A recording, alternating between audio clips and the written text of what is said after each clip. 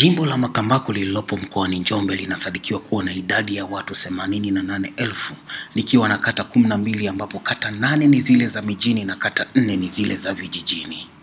Mwananchi Digital imefika katika jimbo hilo kutaka kujua duru za siasa zinavyokwenda na kushuhudia kero mbalimbali likiwemo tatizo la maji, hospitali na usumbufu wa kodi na ushuru wanaopata wafanyabiashara wadogo. Akizungumzia kero hizo na namna atakavyozitatua kama wananchi wakimchagua mgombea ubunge kwa tiketi ya Chama cha Demokrasia na Maendeleo Chadema, Orafu Mhema anasema. Jambo la kwanza ambalo limekuwa kero kubwa kwa wananchi wa jimbo letu la Makambako, tatizo la maji. Tatizo la maji ni kipaumbele changu cha kwanza kwa sababu leo wananchi wananunua maji dumu shilingi 300 mpaka 500. Sasa unaona kwamba maji yanarudisha nyuma maendeleo, lakini achilia mbali kurudisha nyuma maendeleo kwa sababu maji yanayopatikana ni machafu. Maji yanapelekea watu kuugua homa za matumbo, watu wanaugua TB kwa ajili ya matatizo ya maji. Kwa hiyo kama mbunge nimejipanga, ule mradi wa Kipengere utaleta maji Makambako, lakini kuna mradi mwingine wa Ikuna na wenyewe utaleta maji Makambako. Lakini katika maji na plan A, na plan B, na plan C. Kwa hiyo plan A itakuwa ni mradi wa Kipengere, plan B ni mradi wa Ikuna, na plan C ni kuchimba visima kila kata, visima ambavyo vitawekewa mashine ya kusukuma maji, visima ambavyo vitaendeshwa kwa umeme wa sola, kwa umeme wa nguvu ya jua. Baadhi ya wanawake waliokutwa kwenye kisima hicho pekee kinachotegemewa na watu wengi eneo la Kitisi walikuwa na haya ya kueleza. Naitwa Magdalena Sanga, ni mkazi wa Makambako Kitisi. Kero yetu kubwa ni ya maji.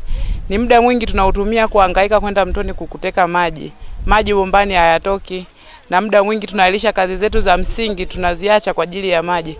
Lakini inasemekana hata hapa penye tuliopo mwisho wa siku maji yanaweza yakakata, tukashindwa jinsi gani tunaweza kuishi. Naitwa Veronica Maemba, ni mkazi wa Makambako, naishi Kitisi. Kero ya maji inatusumbua sana kwa sababu mambo mengi yanasimama, tunashindwa kufanya maendeleo kwa sababu ya maji. Unaamka saa 11 mtu una maji ndani, ukifika mtoni maji ndo kama hivi.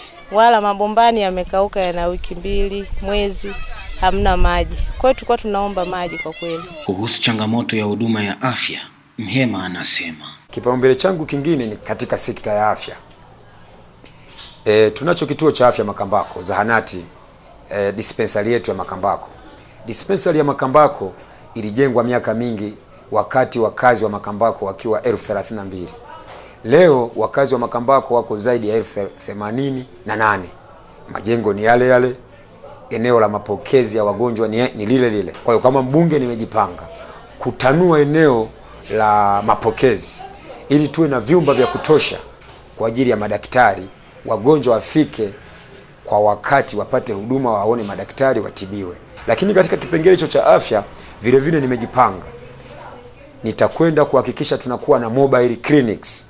Ajali za barabarani zinawaua watu wengi sana, lakini ajali za barabarani zinapelekea watu kukosa huduma, kumwaga damu nyingi wanavyopelekwa hospitalini. Sasa kama mbunge nimejipanga kuwa na magari yasiyozidi 3 ambayo yatakuwa yanafanya patrol. Magari haya yatakuwa na vifaa, kila kitu kwa ajili ya kutoa huduma ya kwanza kwa wagonjwa. Aidha, Mhema ametoa wito kwa serikali na vyombo vya usalama kuilinda amani ya Watanzania kuelekea uchaguzi mkuu ujao wa Oktoba 25 mwaka huu. Kwanza natoa wito kwa viongozi walioko sasa madarakani na viongozi wanaokwenda kuachia madaraka. Kama ni kweli wana dhamira safi ya kulinda amani, amani hii haiwezi kulindwa na mtu ambaye hana silaha yoyote. Wananchi tulio wengi hatuna silaha, lakini tunaamini rais ambaye na yeye anakwenda kuachia madaraka, yeye ndio amiri jeshi na ndio yeye anayeweza kuhatarisha amani ya nchi hii kama atatumia vyombo vya dola vibaya. Peter Edson, Mwananchi Digital.